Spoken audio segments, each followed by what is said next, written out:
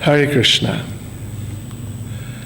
I came to Krishna consciousness first in 1972. I was a student at Auckland University in New Zealand, and I had been searching for some time before, trying to find answers, trying to understand who I was and what my life should be, like that. So in order to try to answer those questions, I decided to go to university and study philosophy. So there I was, 1972, in Auckland University, New Zealand. It was in the middle of April, maybe on the 14th or so. And I had just come from a tutorial with one of the lecturers about different philosophical matters. And I was walking through the grounds of the university with a friend when from the right I heard a sound like little bells tinkling. So I looked across to the right, and there, maybe 20 meters away, something like that, there was Srila Prabhupada. He was walking through the grounds of the university, heading towards me. His head was up like this. He's looking down on the material world around him. The little tinkling bells, they were cartels, of course. And then on either side of Srila Prabhupada, right, very close, within maybe half a meter of him, on both his left and right sides, there were young female devotees in their early 20s or so, and they were dancing very gracefully with saris on, and each one of those two girls had baskets of rose petals. And as they're dancing very gracefully, very nicely next to Prabhupada, they were throwing the rose petals under his lotus feet. So it was such a beautiful scene. It was amazing. I couldn't believe it. And this thought just popped into my head. This must be like heaven. Just spontaneously. I didn't even really think about it. So there was Srila Prabhupada, and with these two young girls, and behind Prabhupada there was a group of devotees, maybe 5 or 6 or something like that, mainly young men wearing dhotis and kuritas, and they were having a little kirtan as they are walking with Srila Prabhupada. So in those days, it was the hippie days, and all the young men had long hair, and I also had long hair. And I saw these young male devotees with shaved heads, and I thought, oh, that's not very good. And then they were wearing dhotis and kuritas, and I'd not really seen people dressed like that, so it was difficult for me to relate with them, although I was struck very positively by Srila Prabhupada and his appearance and his demeanor. So they were moving towards me. Prabhupada walked right past me, and then he went just a little into the university, not far at all, into the quadrangle area in front of the cafeteria in the Auckland University. And there was a little stage which had been set up there, just something low, maybe a foot or 18 inches above the ground at the most. So Prabhupada and the devotees, they went and they sat on that stage, and then Prabhupada began kirtan. As I said, the other devotees, young devotees behind Prabhupada, as Prabhupada was walking, they were also having kirtan, But I was so much struck by Prabhupada and just the appearance of the scene that I didn't really notice what they were singing. But then when Prabhupada sat down on the stage and started singing the Hare Krishna mantra, then I recognized, oh, this is Hare Krishna. Because I'd heard the mantra before. It had been top of the pops some time before that, maybe a couple of years perhaps, something like that. It was a very popular song, and I was a big Hit Parade fan. So I'd heard the Hare Krishna mantra many times, and here now was Prabhupada singing Hare Krishna, and I recognized it. And this funny thought just came to me. I thought, oh, Hare Krishna, maybe he's Krishna. Anyway, Prabhupada sang for a little while, and Prabhupada then gave a lecture, which, because of his accent and my not being familiar with things, I struggled to really follow it nicely. But it was recorded, and later I read the recording. I read the transcription. It appeared as a lecture in Back to Godhead some years ago. And it was very amazing what Prabhupada was saying there to the students and to me.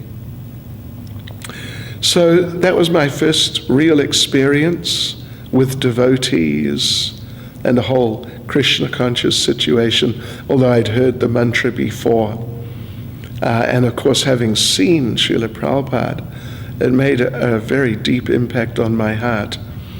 So I noticed that right from that time, my whole consciousness started changing. It was quite amazing. I was attending university, and there in Auckland, the university is very close to the center of the city. It's just a few hundred meters away. So I would go and walk through the city after lectures, down to the main bus terminal, and then I'd catch a bus home. So I would be walking down through the center of this quite big city, Auckland. But I was looking around, looking at the people working, running here and there, and busy in so many ways. And these thoughts just, every day they would come to me persistently and strongly, that what are these people doing? They're wasting their lives. They're wasting their time. They don't like what they're doing. They don't like their work. They're just doing it for money.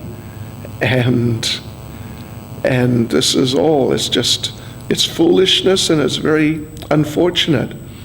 So I found myself, every time I was walking through the city, I was thinking like that very strongly.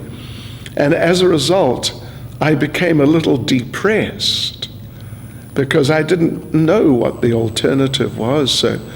So I was seeing material life as being a dead end, and that was depressing.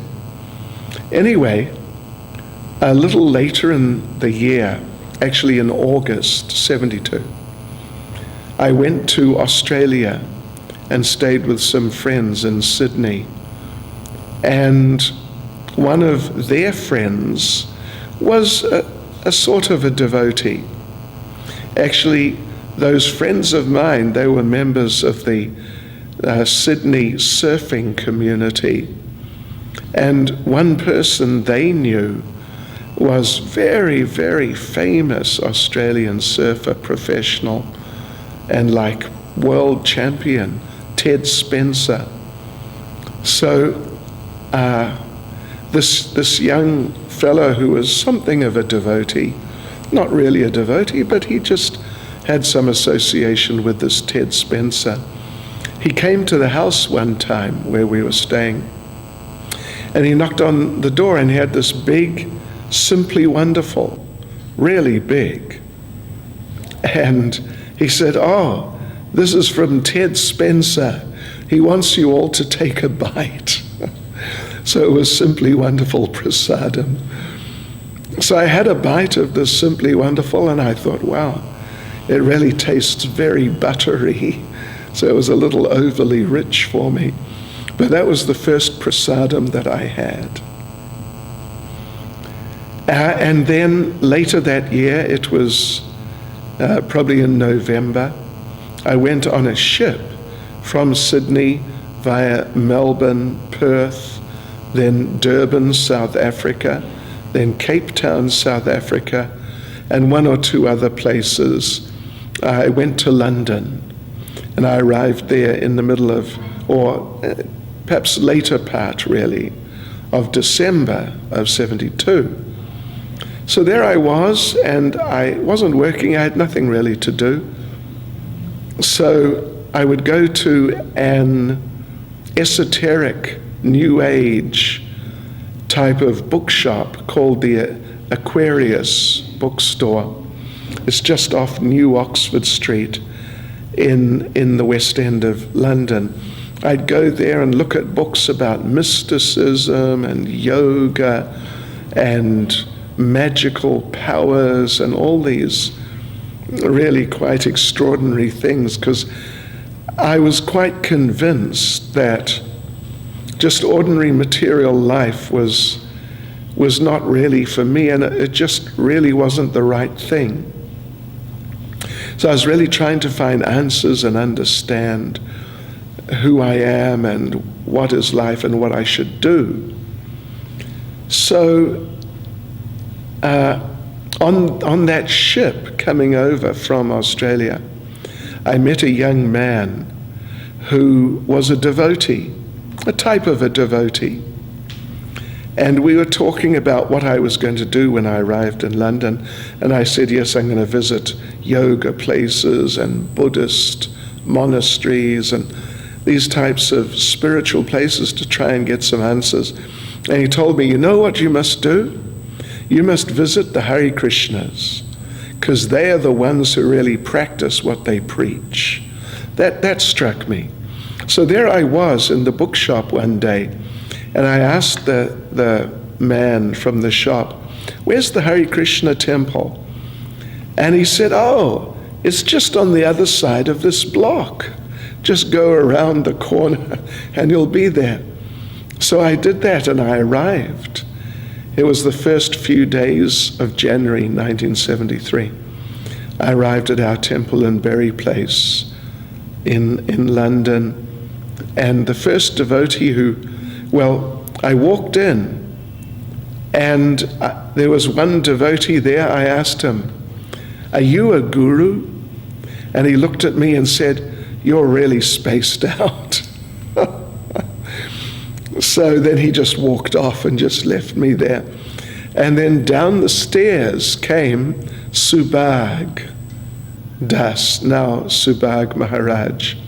At the time he was a brahmachari. So he came walking down the stairs, and I asked him, are you a guru? And he just laughed and said no, but he took me into the temple room, which was right there by the entrance, and showed me the deities and got me to chant Hare Krishna. And it was all making an impact on my heart. So I stayed for the whole day, and then I was coming back every day for a few days. And then on Sunday, the 7th of January 1973, I decided to move into the temple. Actually, on the first night, I had met the temple president, Dhananjaya Prabhu. And it's a long story, but we figured out that we're actually relatives. And then he told me, he asked me, what I was doing, and I said, well, I'm trying to find the truth. And he said, well, this is the absolute truth. That really struck me. And then he invited me, please come and stay as a guest. So then I came on the 7th of January as a guest, and I'm still here, more or less as a guest in Srila Prabhupada's movement. Hare Krishna.